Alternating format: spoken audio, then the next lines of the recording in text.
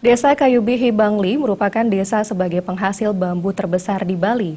Hasil produksi dari masyarakat Kayu Bihi ini telah banyak digunakan masyarakat dari berbagai daerah di Bali, terutama untuk membuat penjor menjelang galungan.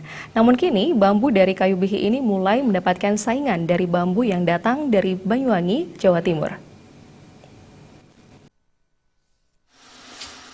Menjelang Hari Suci Galungan, selain buah-buahan, janur, perlengkapan upacara lain seperti bambu penjor mulai diburu masyarakat terutama yang berada di perkotaan. Selama ini kebutuhan masyarakat terhadap bambu penjor banyak dipenuhi dari Kabupaten Bangli, tepatnya Desa Kayu Bihi. Perbekal Desa Kayu Bihi, Ketut Widiana mengatakan, Desa Kayu Bihi terdiri 9 banjar dinas dengan penduduk 15.600 lebih.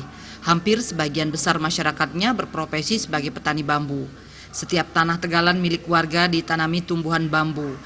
Produksi bambu di Desa Kayu Bihi selain untuk memenuhi kebutuhan sendiri serta untuk kerajinan dari bambu seperti sokasi yang dilakoni secara turun-temurun oleh warga Kayu Bihi.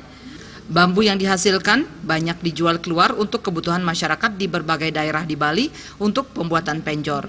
Permintaan akan semakin meningkat terutama menjelang Hari Suci Galungan.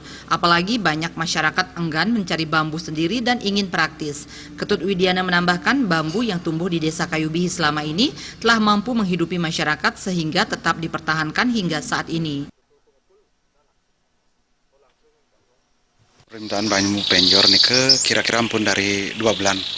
2 bulan sebelum galungan sudah mulai ada permintaan. Karena itu adalah yang paling banyak adalah toko yang menjual bambu dan penjornya nih itu toko bangunan lah lebih banyak. Pasokan bambu dari Desa Kayu Bihi kini mendapat saingan bambu dari Banyuwangi, di mana pasaran baru sebatas di Bali Barat saja. Kualitas bambu yang didatangkan dari Jawa tersebut tidak kalah dari bambu dari Bali. Suparyana dan Eka Puja, Bali TV.